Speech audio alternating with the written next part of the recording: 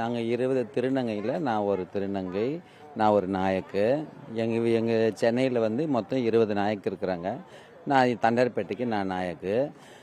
ஒரு 2 வருஷ காலமாக மந்த்ரா என்ற ஒரு திருநங்கை வந்து எங்கள் கூட தான் இருந்து வாழ்ந்துட்டு வந்தாங்க. திடீர்னு அவங்க ஒரு சில பிரச்சனையால எங்களை பற்றி, எங்கள் 20 நாயக்குங்களை பற்றி அவதூறாக பேசவோ, எங்களுக்கும் அவங்களுக்கும் தனிப்பட்ட முறையில் ஒரு கருத்து வேறுபாடுகள் கொஞ்சம் இருக்குது. அதனாலேயே நேற்று வந்து ஒரு பிரச்சனை ஒன்று ஆகிப்போச்சு. அதனாலேயே மந்த்ரா ரொம்ப பெரியவங்களெல்லாம் வந்து ரொம்ப தரக்குறைவாக பேசுறது, இருக்கிறத இல்லைன்னு சொல்கிறது, இல்லாத இருக்குதுன்றதுனால எங்கள் திருநங்கை மொத்தம் 3000 4000 பேர் இருக்கிறாங்க. இப்போ ஒன்று சொல்லவோ என்ன ஆகும், ஒருத்தர் நம்புவாங்க, ஒருத்தர் நம்ப மாட்டாங்க. அதனாலே தான் இந்த போராட்டம் எல்லாம் திருநங்கையில் நாங்கள் வந்திருக்கிறோம். வேறு எதுவுமே இல்லை. சிஎம்ஐ பார்த்து என்ன ஏதுன்னு எங்களோட கோரிக்கையை நாங்கள் சொல்கிறதுக்கு வந்திருக்கோம். மனு கொடுக்க வந்திருக்கோம். நிறைய கொடுத்துருக்குறோம்ப்பா. அதை பிறகு அவங்கவுங்க திருநங்கை அவங்கவுங்க இடத்துல பிறகு சிசிஐஎஸ் பாருங்கள், இதெல்லாம் நாங்கள் கொடுத்துருக்குறோம். ஆனால் ஒரு நடவடிக்கையும் எடுக்கலை.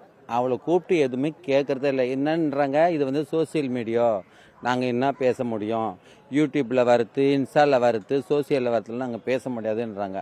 அப்புறம் இப்படியே போனால் திருநங்கைங்களுக்கு கோபம் தான் வரும். ஒரு பெரியவங்களை பேசினா எல்லாருக்கும் கோபம் கண்டிப்பாக வரும்.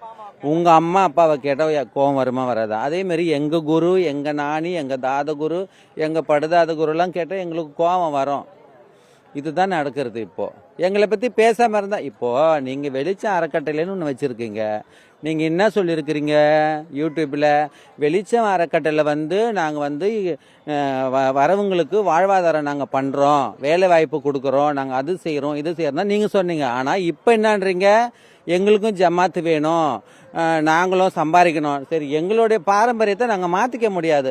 நாங்கள் பணம் இறைக்கிறது, ஒரு திருவிழா பண்ணுறது, ஒரு கோயில் திருவிழா பண்ணுறது, ஒரு ஃபங்க்ஷன் பண்ணுறது, இதெல்லாம் எங்களுடைய முன்னோர்கள் வகுத்த வழியில் தான் நாங்கள் இன்னமும் வந்துட்டு இருக்கோம். புரியுதுங்களா?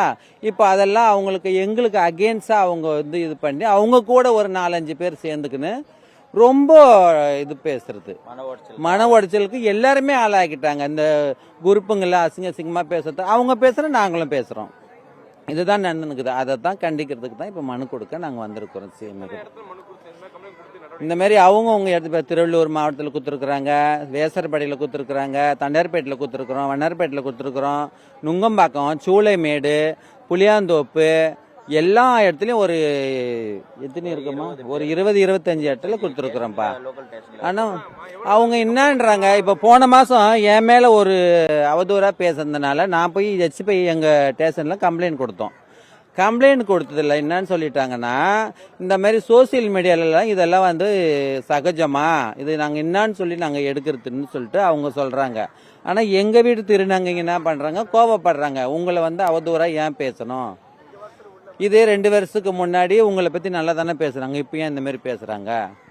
இந்த கம்ப்ளைண்ட் கொடுத்து 1 மாதம் ஆயிடுச்சுப்பா. ஆனால் அவங்கள கூப்பிட்டாங்க, ஆனால் நாங்கள் இருக்க சொல்ல அவங்க வரல. ஏன் மேலேயே அவங்க கம்ப்ளைண்ட் கொடுத்துட்டு அவங்களுடைய வெளிச்சம் அறக்கட்டளைன்ற ஒரு ஃபார்மில் வந்து ஏன் மேலேயே கம்ப்ளைண்ட் கொடுத்துட்டு அப்படியே எங்களை வந்து அடிக்க போகிறாங்க, கொல்ல போகிறாங்கன்னு ஓடிட்டாங்க. எங்கள் கிட்ட இருந்து தானே அவங்க போய் தனியாக இருந்து இங்கே கிடைக்கிற ஒரு இது அவங்களுக்கு கிடைக்கலன்னு தான் இப்போ அவங்க வந்து நாயக்க ஆவரம் தனி ஜமாத்த ஆகி அவங்க வந்து இது பண்ணின்னு இருக்கிறாங்க. இப்போ புரியுதுங்களா உங்களுக்கு? இப்போ நாங்கள்லாம் இப்போ ஒரு நாயக்கா இருக்கிறோம்ல, எனக்கும் அந்த பதவி வேணும்னு பதவி மேலே ஆசை வந்துடுச்சு. இப்போ வேற ஒன்றும் கிடையாது. நாங்கள் தான் இதை பாருங்க, இத்தனை பேர் இருக்கோமே, யாரை நாங்கள்லாம் வந்து பாலியல் தொழில் காமிச்சு சாப்பிட்றோம். அவங்க என்ன பண்ணுறது சார்? வேற படித்தவங்க என்ன பண்ணுவாங்க, வேலை செய்வாங்க, ஒரு ஆஃபீஸில் ஒர்க் பண்ணுவாங்க.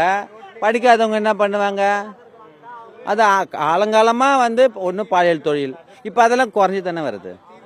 இப்போ ரொம்ப இல்லை, எல்லாம் கம்மி பண்ணி தானே வரும். இல்லாத பழியெல்லாம் சொல்லக்கூடாது, இருக்கிறத தான் சொல்லணும். இதுதான் உண்மை. யாரையுமே கொடுமைப்படுத்தி யாரையும் வாழலை. அவங்கவுங்க இடத்துல அவங்கவுங்க இருக்கிறாங்க.